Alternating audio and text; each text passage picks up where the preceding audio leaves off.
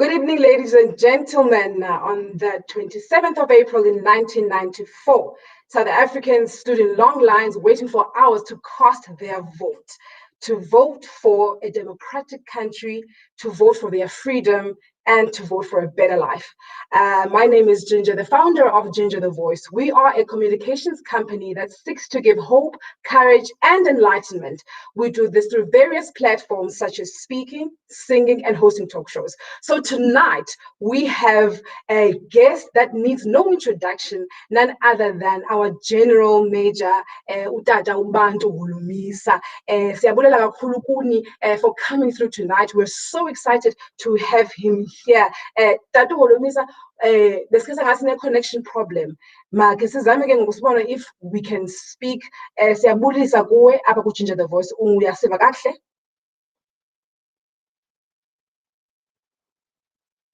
Okay, I think we still have the volume issue that we had before. Because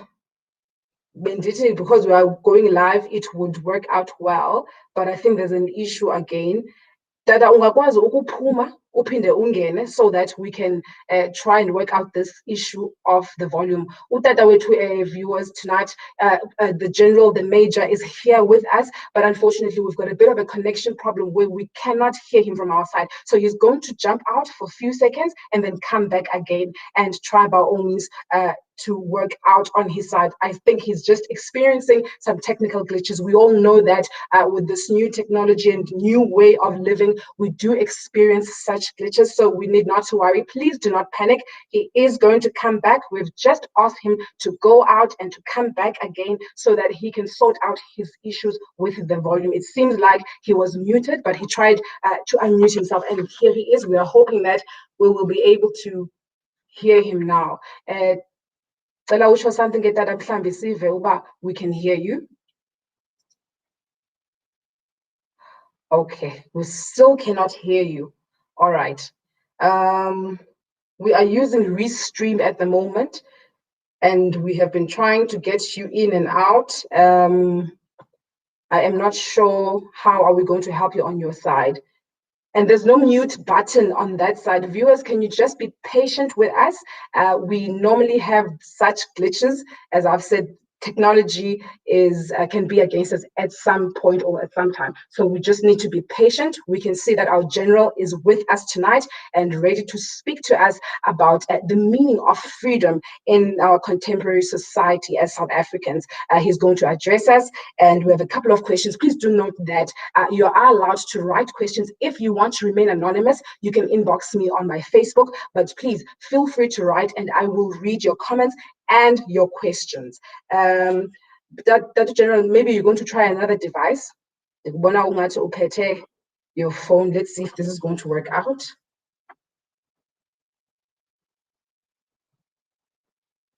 Okay, you are still Hello? blank. Now I can hear you. Now I can hear you. Thank you so much, General. Am I going to clip the switch off? All right. We can see you and we can hear you. Thank you so much. We are pardon us for the trouble that you've had to go through, but we thank you that you have landed on our screens. There are people who are waiting on YouTube and Facebook to hear your voice tonight. And okay. Can you hear me clearly, sir? Yes, I can hear you clearly. Lovely. I welcome Dada General Major Bantu Holomisa on our show tonight. Thank you so much for coming through. I'm sure you are very happy because you've witnessed the resurrection of the Kaizer Chiefs and quoting your words, men were sifted from boys. How do you feel about the victory from the past game?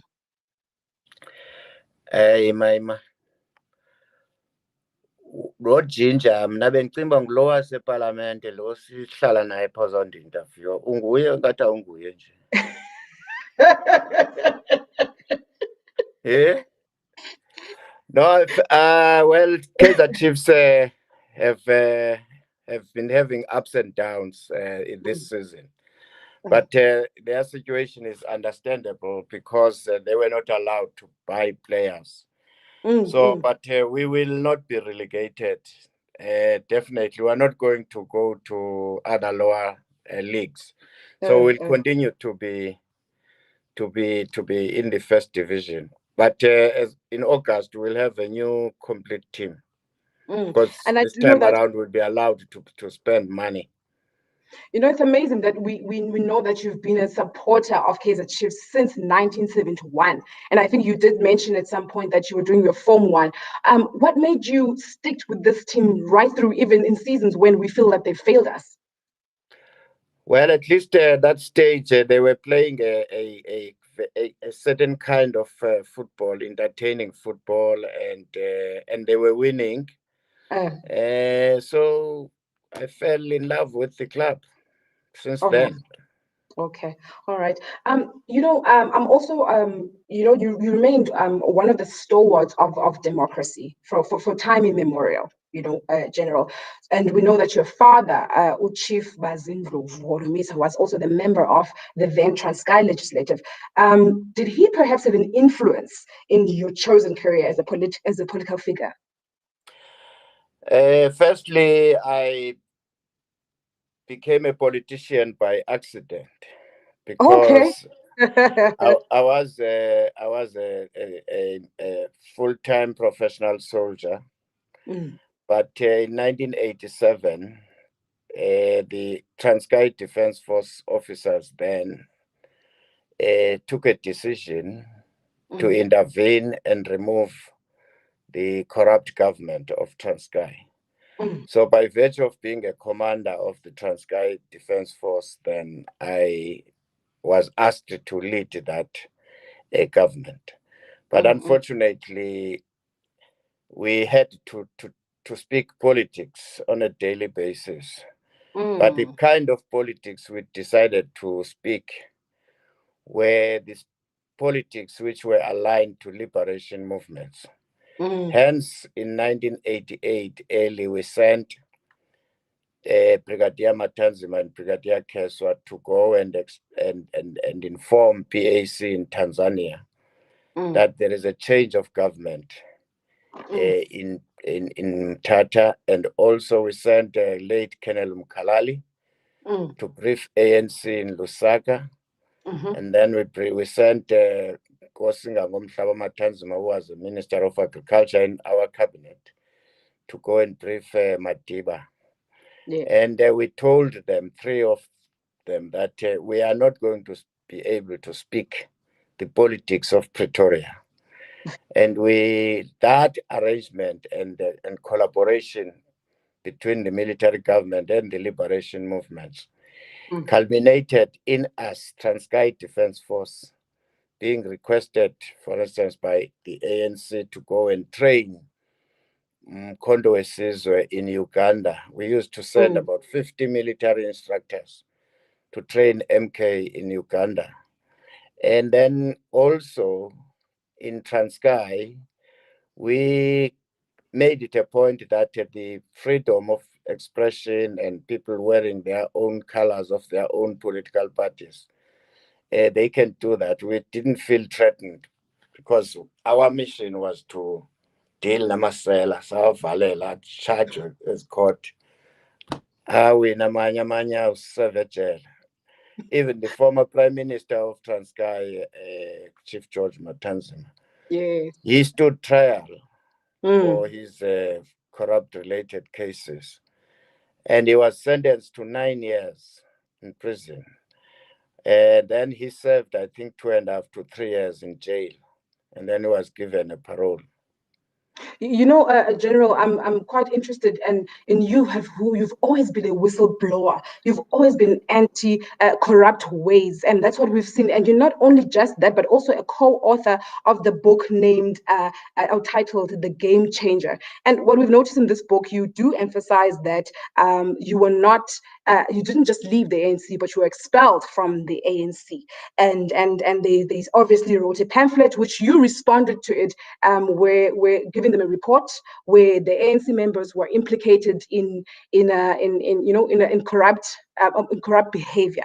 But I think what was interesting and that drew my attention to the book that you wrote was the fact that you talk now about your family and the way we perceive you as your followers, as your citizens, and as people who appreciate your leadership skills is that you're one person who seems to be protecting his family from the political arena. Is that perception correct? But it's not by design or control or telling people not to get involved in politics. The choice is Okay. theirs. All right. But so far, they seem to be interested in different fields. Okay, because it seems like even at home as a family, we get this because we've read as well that you don't talk about issues of politics even at home. The only time they know that there's issues is when you will slip into the bathtub and hold your newspaper for a very long time. Then they know that something's wrong somewhere. But you're a person who does not involve them in politics. No, it's true. At home, it's my home. So when I get in there, Anele, my daughter, or Mandla will say, "Hey, Daddy, this doesn't look like is this a house of a general? Look at the fridge. The fridge is empty." So, so I know what is the message. So I pick up my keys and then I said, "Okay, give me the list. What must I go and buy?" So at home is not a place to talk politics. But if they ask questions, sometimes you answer a question. So, but there are no rules and regulation to say we cannot discuss politics. But normally, because I'm always busy with politics outside, so I'd rather be occupied with other things other than politics in the house. Okay. General, we want to, as South African, and perhaps the entire world, but particularly South Africa, as we're speaking about freedom, we want to be free from COVID-19 as soon as possible. Like you're talking now about going out to buy groceries. We want to go out without using the mask and having to sanitize all the time. And we do know that there was a pause in the rollout of the vaccination. And they're only picking up this week, starting obviously with the health workers, and then they'll come through to inoculate your elderly people, right? So now my question to you is, because of the virus mutating so much and there's so much changes, does South Africa have the capacity to accommodate such changes? Will we ever be free from COVID-19? Well, unfortunately, the government didn't have a plan on vaccination, as you know. It was only a noise which we started to make in January when we were asking them, how far have you gone in purchasing or ordering this vaccine? But they tried to spin. But even at this stage, they are lagging far behind. But let us give them the benefit of the doubt that we did expose them, that they were not ready.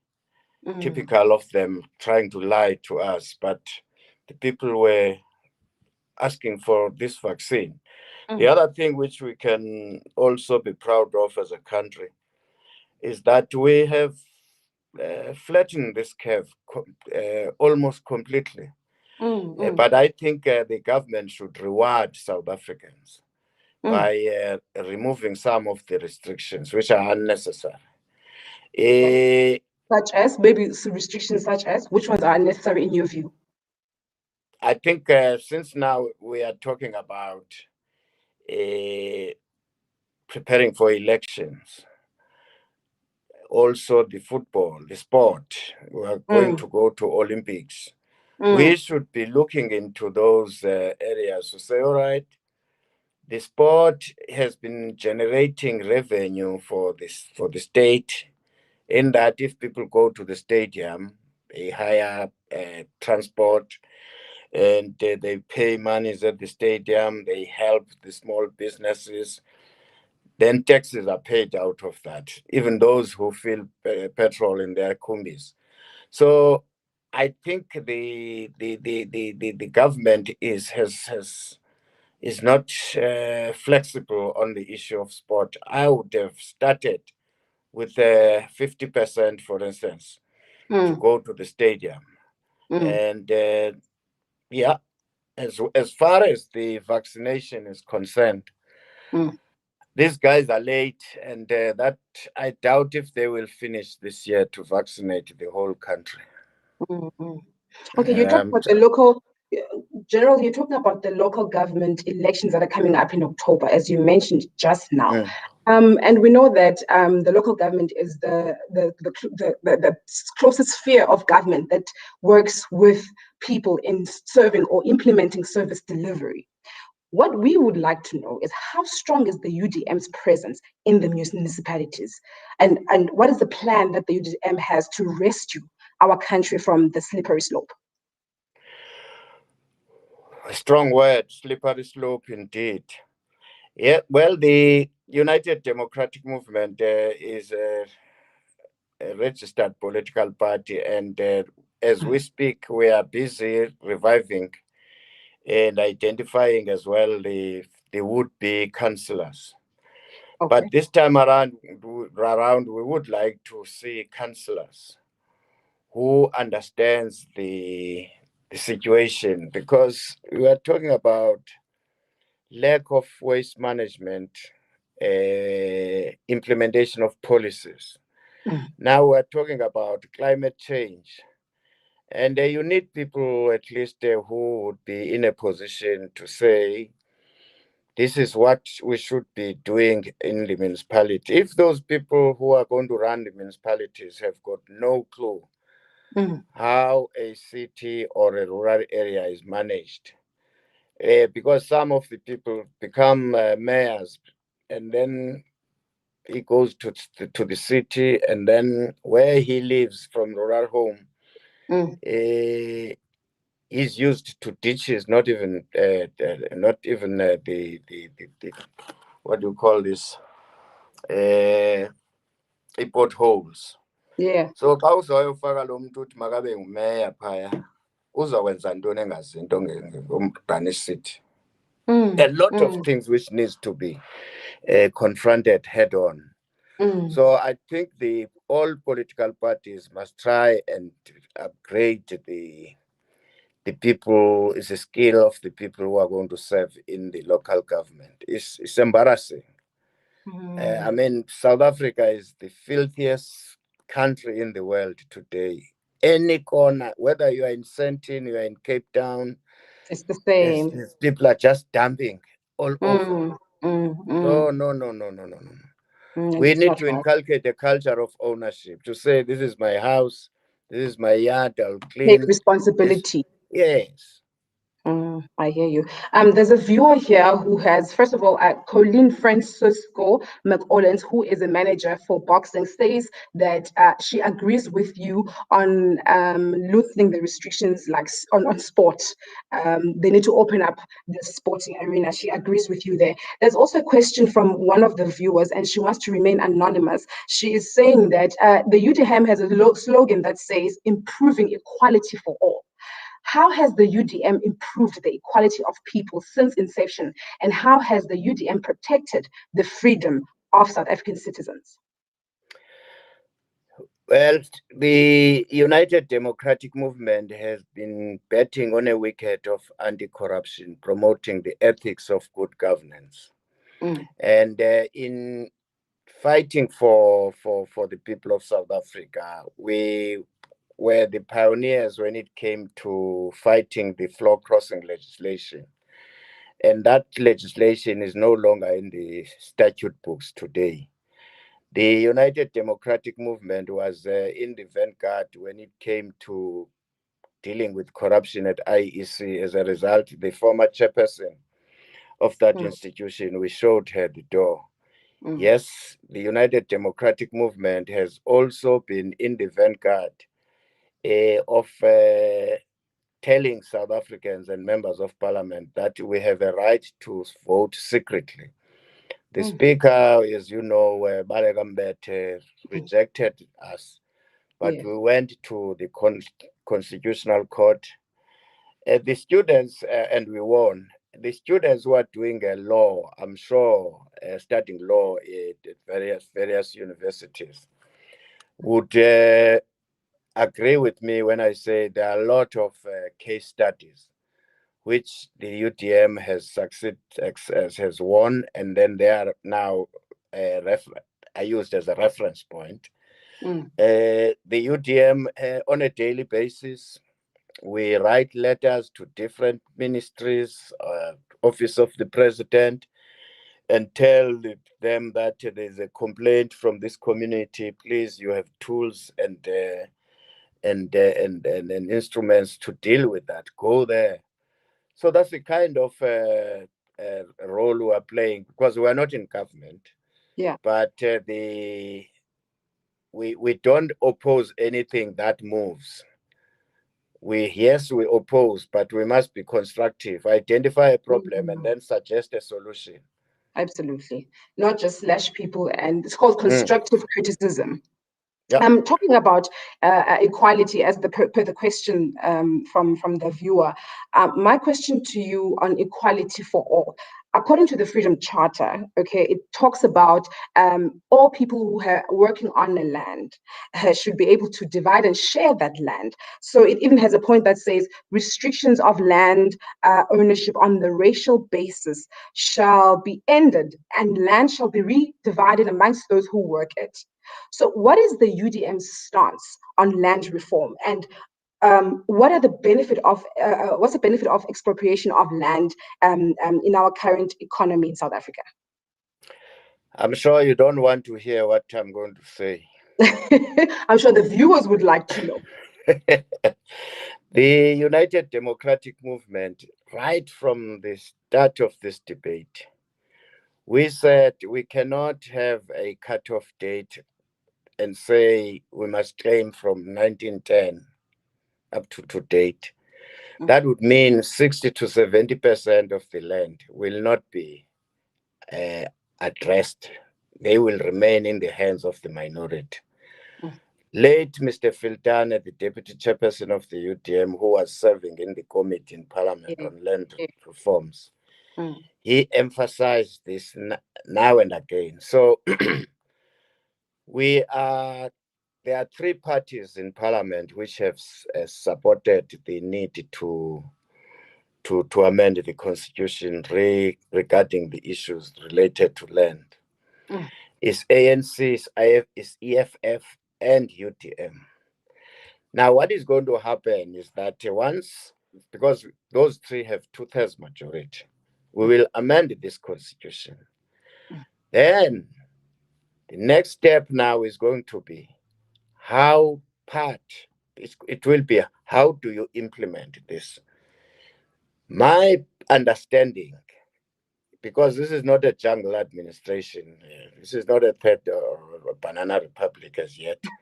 We still have policies. What is going to happen now is the state law advisors and the parties must issue a draft legislation.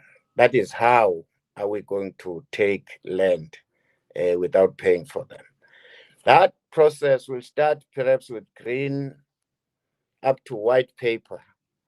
Again, people are going to be consulted so that you don't just say, yes, we just take land anywhere.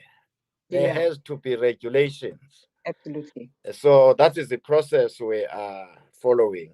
But as far as the amendment of the constitution, you just give power to the government, but the government is going, and Parliament must now produce legislation. This is where now you will begin to see if people are not happy, they will run to courts. But we want to avoid that by saying after this after the amendment, then there must be a process which will culminate into a white paper which states as to how are we going to take land from you without compensating you. Okay. There's a viewer who's saying 27 years later, it's Pumza Siklaba. She's asking 27 years later, do you think you and other liberators have done enough for the democracy that is our current reality? The truth of the matter is that we started on very well at the beginning. We, as a country, and we were darling of the world. We were solving problems in other countries, sent peacekeeping forces, and so on. But what has embarrassed us is the people who became greedy.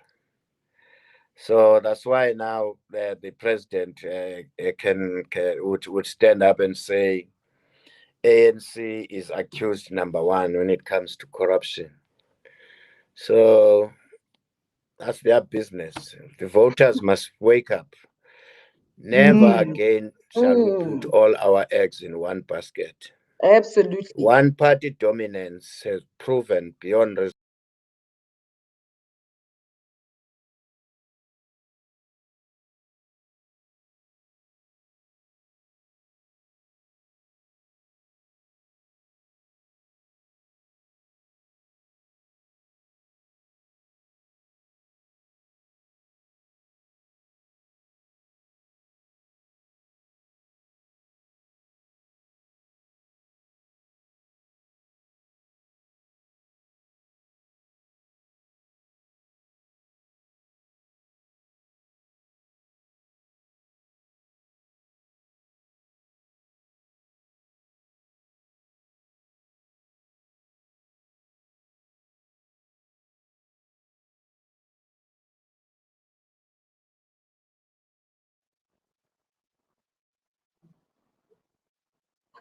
Are you there, General? Okay. Yeah. Okay. Sorry about that, ladies and gentlemen. You were still saying so. Let's just continue. No, I've finished. All right. I hope the viewers did hear you. We've got Dr. Zolimali, all the way from Boston in America. She's saying that Njengele, politician by accident, but effective. So there you go, General. People Thank you. are very happy that you came through. Your mistake was our gain. Again, we've got Professor Buswamini asking a question there. She's saying a question of immediate practicality. What could the UDM do to bring back irrigation schemes and other projects that supported people's livelihood before 1994? Well, we have, because we are not in government, we have written to the President Mbeki, President Zuma, and I think the current president, because he was deputy, he knows. We have been submitting motivations to improve the infrastructure of the then Transkei. Yeah. In particular, those areas where we used to have irrigation schemes. People had tractors, the government had tractors, and they were helping people to deal with the first line poverty. But we seem to be not having luck. But if I were to be a president for 6 months, Yeah. yes, I would immediately focus on the main area, that is the integration of former homelands and Yeah. the townships to the developed infrastructure which was developed by our erstwhile oppressors. Because if you drive, for instance, from Joburg, you are going home for holiday in Umtata or vice versa. While you drive along this highway, you see that the animals are shining, they've got water, and they are fenced off, and you can see that the ecosystems within that yard, there are birds, and its nature is there. But immediately you cross Queenstown, you go to the former rural areas, you'll find that no integration has taken place.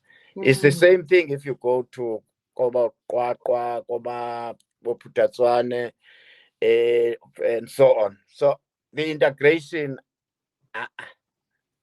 it has not been started at all. Okay. We've got a viewer's question once again. She wants to remain anonymous. She says, what does freedom in South Africa mean to you, taking into consideration our current political and economic challenges? The political freedom, we got it in 1994. But the economic freedom, it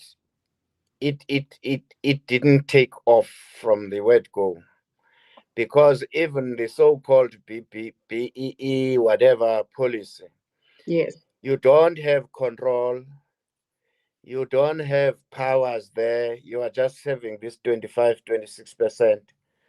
I think from the UDM side, we have been advocating for the establishment of a national fund. Yeah. Whose fund will look into this mainstreaming of development banks, like those who wants to focus on on textile, those who wants to focus on agriculture related, IT, and so on. These students, when they qualify, they should be able to access that fund. But you make sure that you streamline to accommodate all the people you have skilled in your country. Right now, you don't find that. They tell you go to IDC, and IDC says no, you don't have security, and you name it. It's embarrassing in actual fact. And but personally, I did play a role in empowering the students of South Africa. Okay. In 1998, we started a project with Matt Matthys, where we supplied study guides for English and mathematics. And then 2000, we linked with the SAICA, South African Institute of Chartered Accountant. Yes. We established what we call Tutuka. Tutuka Institute, or that the SAICA recommended that we should develop a study guide for accounting. Then we had a package, study guide for English, mathematics, accounting for grades 9, 10, 11, 12. So the aim was to produce more black chartered accountants so that they can start their own businesses and run their own institutions or start their own financial institutions. I'm happy to say over 7,000 students have passed and graduated. They are now CAs, black South Africans. So it was a pleasure for me to have served in that initiative. Well done. Congratulations with that. And we thank you for being a leader who is results driven. We've got here Mr. Ferdinand James van Zyl, and he's saying, Mr. Holomisa, I respect you. Clearly, South Africa has a lot of good things to say about you, General. We've got another viewer's question here. As you're talking about education and all the support that you've given, he is asking and wants to remain anonymous. He's saying, if we claim to have attained freedom, then why is it that South Africa has only 11 official languages when there are more languages spoken in this country? For instance, isiHlubi, isiBhaca, isiSpondo are not isiXhosa, yet they are not featured as official languages. Is this not infringing on our rights to be acknowledged and accepted? Are we free from the white man's rule? Because history tells us that it is the white man who grouped isiHlubi, isiBhaca, etc. as isiXhosa languages when they are not. Quite a long one there. Quite a long one, but I think the answer I would give to you on that would be, you would be free to make a presentation to the Constitutional Review Committee in Parliament. Okay. I'm sure they would call for hearings on these issues. I cannot say you don't have a case at all, but you are quite correct to say among the so-called Nguni group, you still have different languages. And I guess that even the Sotho-speaking people, you'll find that those who speak Sotho, there are people who would say, I'm not a Sotho Lesotho. I'm a Yeah. South African Lesotho. I speak South African Lesotho, and so Mm. on. So I would encourage that you take my advice. Okay. All right. We've got again here live with us, Mr. Mbulelo Dlambeu. He's saying that your work is commendable, my general. I see you've got quite a wide support system today, General. And you also remain, I must say, one of the few significant Black voices outside the ruling party, and you, who has continuing insight on it, right? And as you continuously say, you say this all the time, that you never left the ANC. They expelled you. And, Yes. yes, you say it all the time. So, and you started the political party UDM, and you managed to be a member of parliament. You were quoted in some instances as saying, and I want to quote you, it was a tremendous battle. I'm interested to know, what was the hardest part of this battle? Well, the hardest part of the battle is to have resources to start a political party. Mm. Remember that the climate at the time was not conducive for one to start a political party, whilst you have giants like Matiba around. Mm. Uh, but I remember one time I went to see him, and then he says to me, Bantu, how is the United Party? Today, Dada is United United Democratic Democratic. Movement. And then he says, whatever, Bantu. And then I felt I'm being dismissed. I'm not a leader. No, it's to start a political party. It was not an easy thing. But I'm happy now that there are a lot of young fellows who are coming up, especially those who come from universities through UDESMOS, the United Democratic Student Movement. So, and you see also the deputy president, Ngabayo Mzikwankwa, is acquitting himself very well in parliament. Mm. He started as a researcher, Mm. and that background helped him a lot because he knew the systems in the House in Parliament. Mm. Now he's a point of reference for many political parties. Now they consult him now and again. I'm happy about his role. But in Mm. terms of growth of the United Democratic Movement, Mm. I'm happy that the Zondo Commission, it has revealed that the current ruling party has been abusing state resources. Mm. We Mm. heard when Nomvula Mkonyane and Aziz agrees, Yeah. agrees or something like that, Mm. when they said Agree. they used to bankroll the rallies of the ANC. They ran the elections of the ANC from their offices, from offices of Bosasa. They also fed the congresses. They paid for their congresses. Mm. So this corruption we're seeing in this country is an institutionalized one. It's the same Yeah. thing with ESCOM. Mm. A Mm. chancellor house partnered with Hitachi.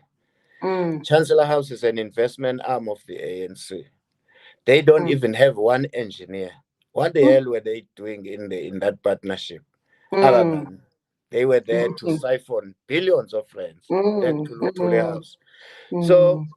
for parties like us, like ours, to have survived competing with party which is run out of taxpayers' monies. I think we've done well.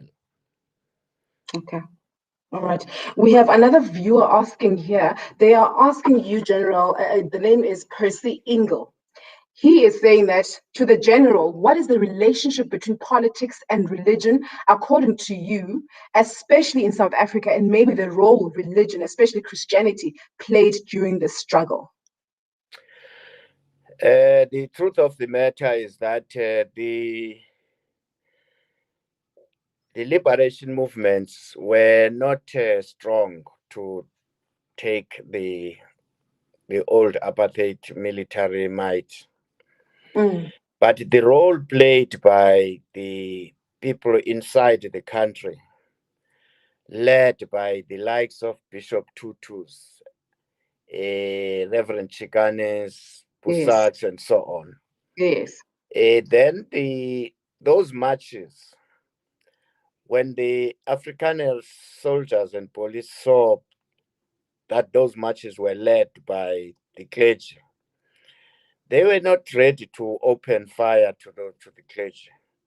And I think the religion in this country played a meaningful role to foster change during those years. But it is unfortunate that they lowered their guards after 1994. And then some of them end up being appointed as ambassadors and so on and so on. But I think the civil society in the last 9 years has been trying to regroup. But if they still regroup under the ANC's influence, they are messing us up because they are taking us back. That crowd should have long been sent to Lutule House and say we need an interim government. Yeah. So that these findings of the commissions of inquiry can be implemented. They are not going to be implemented as long as ANC is in power. But just wasting our time and money. And that would be a very sad case when so much evidence has been brought up. Yeah. General Holomisa, I've heard you speak and say that, and I want to quote you again, saying that provinces are just glorified homelands. So when you look at our current political and economic situation here in South Africa and how people are discontent, do you think that people are regretting Bantu stance or they're better off in homelands? When we were negotiating in 1991, 92, 93, we were saying, let's disband the homelands and have what I would call a unitary state. But unfortunately, we had to accommodate IFP, which wanted federal system.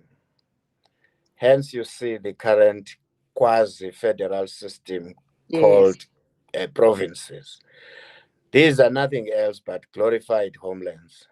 You keep on saying. They are useless. They have never even made one legislation, all of them. So what we should be doing is to phase them out and instead focus more on reinforcing and building strong local government so that the national government can deal directly with the services, deal with the local government, which are responsible for services. The more I look at these provinces, they are just reminding us of the tribal enclaves, this KwaZulu Natal, Eastern Cape, and this and that. Remove this as we develop and then focus mainly on local government. Maybe we can put administrators. There is an administrator in each province, rather than these politicians who are chowing the money then interfering on tenders.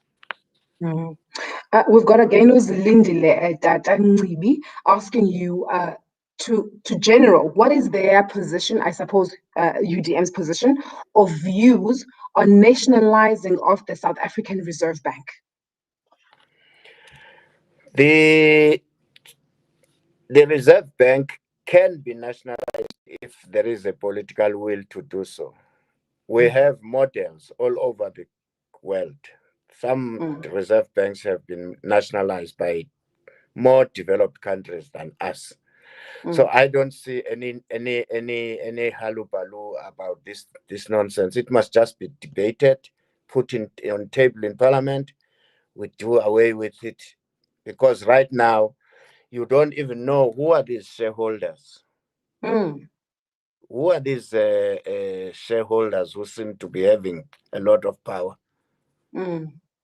In other developing countries, the interest rates are too low. But here at home, oh, we're being killed, man. Mm. Mm. Mm. Okay. All right. We also have Nceba Mbangula. He's saying that political parties that were formed much later, like the EFF, have gained tremendous followership than the UDM has. What has kept you going despite the lack of growth as a political party? I'm not sure if he's got the correct The, stat. e- the EFF, you must remember that when they left ANC, the climate was conducive for them. You didn't have illuminaries like Mandela's and Mbeki's and so on. But on the other hand, ANC made a big mistake by expelling the entire executive of the Youth League. And that Youth League just left and formed what you call now EFF. So Mm. they have a national footprint from day one. Mm. The UTM, because we know we have limitations in terms of resources and so on, Mm. we focus mainly on quality, not quantity. Okay. So that's why if I write a letter and sleep around 1 a.m. and the following day I send it to the president or to parliament with evidence, that's enough. I've contributed to the country. Okay. All right. I hope you've heard that, Mr. Mabangula. Gwando Kuhlengwenya is asking, she's written a whole lot in Isindebele, I suppose, but she's saying, in short, how can accountability be made sure going forward? The accountability, unless we change perhaps the electoral system, where we have a mixed system where some members of parliament are going to be given the areas and contest elections. We Mm. call it a constituency based system. And then you mix it with the proportional representation, the current system. Mm. That would be the first line of accountability, because a member of parliament will say, I'm from constituency X and I've been given the following mandate.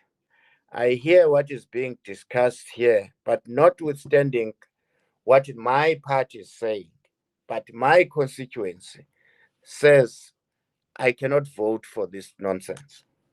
Mm. Mm. And That's talking that's about where the accountability should start. And talking about voting, we know that South Africans, they've been promised a lot of things all these years. I mean, it's been 27 years, and not much has been done to redress the imbalances of the past. And South Africans are despondent at this point in time. What advice or suggestion would you say is we're going to be encountering the local elections in October? Some South Africans are saying we will not vote. I'm sick and tired of voting for ANC or voting for this party and nothing happens. I still don't have electricity. I still don't have water. I still don't have all the basic needs that I should have access to. So, what would you say to South Africans who are despondent and are saying that they will not vote? I think, first of all, we must address this budgeting system of South Africa. They have what you call a 3-year budgeting system. They are Mm. cheating us, because if they announce, say, 50 billion for the Yes. next 3 years, Mm. you will be lucky if they spend 20 billion, because they will come back and readjust that money. Mm. So it was better in the homeland system in that you would read budget and present a budget at the beginning of the year. And you are able to say, in the next 12 months, you must fix that road, you must fix that building, you must issue bursaries for those who want to go and start at the tertiary institutions. And then that money, if you return it to National Treasury, you are able to say, why did you do this? But this 3-year budgeting system, this is nonsense. Because these guys, they come back, the DG will make a submission to National Treasury and say we were given so much in the next 3 years. And then the National Treasury doesn't release that 50 billion for that 3 years. That's out. And so the more the citizens of South Africa are not interested in debating these issues, the more we're still going to live under these challenging times. Okay. Before we're almost out of time, but before we release you, General, there's a viewer here who's asking. She is saying there's no freedom at all. Our leaders have sold the country to China. We're indebted to them forever. The next thing we will see is that this country will turn into a mini China, just like it was a mini Britain for the longest of times. What should South Africans do to stand up against this? Unfortunately, since 1994, we are back into the global arena, global village. Yes. And you will find that the countries which are members of the World Trade Organization, the developed and more developed countries, developing countries, they tend to exploit countries like South Africa, wherein they use us as dumping sites. And when you start to raise your hand, they say, but you are a member of the WTO. But it says a lot about the people who lead us, because they play to the international gallery instead of saying, yes, I'm a member of WTO, but in my country, I have to subsidize the farmers. I have to subsidize the textile. I cannot accept everything being dumped from USA, from China. So, but they are very weak, unfortunately. That's why they are fighting amongst themselves today. Thank you. So I think this just before you go, General, this lady is asking, so what do we do as ordinary South Africans to fight this battle? Must change the government. So voting it is will important. never happen under these fellows. They are corrupt. Okay. So in all, you're saying that voting is very important. Don't just sit as an African citizen and not vote. Yeah. Okay. All right. As a closing statement to us, General, and to the viewers, we'd like to hear from you. What 27 years later, what does freedom mean to you personally, not to UDM, to you personally, as the General Bantu Holomisa? Well, firstly, I think we would be making a big mistake to say we are not free. I know what has been happening in the past. I wouldn't dare to attack a ruling party in the past, or attack a leader, or say Minister so-and-so has received bribery and so on. I would be arrested. So I think on that one, freedom of expression, we should jealously guard that part of the Constitution. The second part is, of course, the rate of unemployment, because the state is shy to intervene in the economy of South Africa. We are vulnerable from all these countries who dump here. There's no one who says, no, I have to say you cannot supply these items because we have a raw material, we are going to make them here. You don't hear that voice. So the freedom, the economic freedom, therefore, is still going to elude us for quite some time, the way in the Bonang IOSIS. Okay, thank you so much, General, for coming through. And thank you to the viewers who have joined us tonight. We hope that you've gained a thing or two from the Honorable General. My name is Ginger, the founder of Ginger the Voice. We are a communications company, and we seek to give hope, courage, and enlightenment. We do this through various platforms such as speaking, singing, and hosting talk shows. Please don't forget to like our YouTube channel and also subscribe to it. Thank you so much for tuning in. See you next week, same time. God bless. Thank you. Good night. Thank you. Good night.